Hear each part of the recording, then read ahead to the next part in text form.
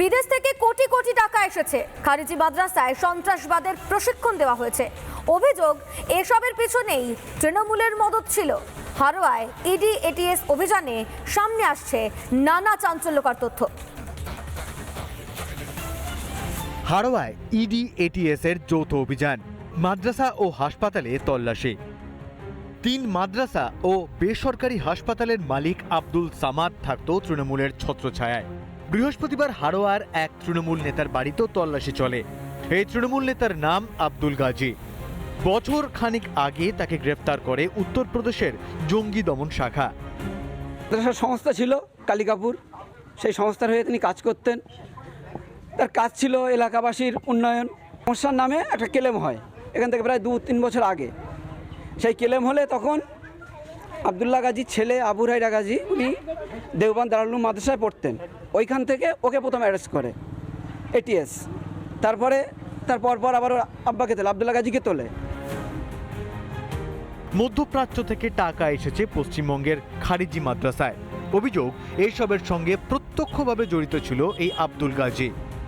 আব্দুল্লাহ গাজী ইনি কিন্তু গত বেশ কয়েক বছর আগে ইনি কিন্তু আরবে গিয়েছিলেন। সেই আরব থেকে কিভাবে টাকা পয়সা আসবে সেই জায়গাটা তিনি কিন্তু পরিষ্কার করেন এবং সেখান থেকে তিনি কিন্তু কোটি কোটি টাকা তিনি আনেন। আরবের নানা দেশ থেকে কোটি কোটি টাকা এসেছে। স্থানীয়দের মতে আব্দুল গাজীর সাহায্য নেয় স্থানীয় মাদ্রাসা। আবদুল্লাহ গাজীর সঙ্গে মাদ্রাসার কোনো সম্পর্ক নেই। দায়িত্বে আপনি আছেন? আমি দায়িত্বে আছি, সেক্রেটারির পদে আমি আছি। 20 বছর ধরে মাদ্রাসা চালাচ্ছি। সম্পূর্ণ পুরো এলাকার মানুষের সহযোগিতার উপর নির্ভর করে মাদ্রাসা চলে। খারিজি মাদ্রাসার আড়ালে নানা অনৈতিক কাজ হয়েছে। বিভিন্ন সময় তৃণমূলের নাম জড়িয়েছে। অভিযোগ হারোয়ায় খারিজি মাদ্রাসার মাধ্যমে ভুয়ো নথি তৈরি হতো। অনুপ্রবেশকারীদের ভারতীয় পরিচয়পত্র তৈরি করে দেওয়া হতো। বিভিন্ন হিংসায় সব রকমের মদত দিত খারিজি মাদ্রাসার মাথারা। বহু তৃণমূলের লোকজন জড়িত।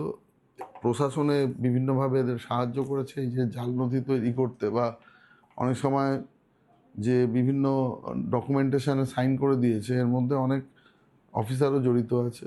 আমার মনে হয় এই তদন্ত খুব স্পেশালাইজড কোনো উইংকে দিয়ে খুব ভালো করে করা উচিত, অনেক ডিপে যাওয়া উচিত। ক্ষমতায় থাকতে তোষণ করেছিল তৃণমূল, সেই সুযোগ নিয়েছে দেশ বিরোধী শক্তি, জল গড়িয়েছে বহু দূরে। সেই সূত্রেই অভিযানে ইডি এবং উত্তরপ্রদেশের এটিএস। রিপাবলিক বাংলা। নানা ধরনের কন্টেন্ট দেখার জন্য লাইক করুন, শেয়ার করুন আমাদের ফেসবুক পেজ, সাবস্ক্রাইব করুন আমাদের ইউটিউব চ্যানেল। পাশাপাশি অন্যান্য ব্রেকিং নিউজের জন্য অবশ্যই চোখ রাখুন রিপাবলিক বাংলায়।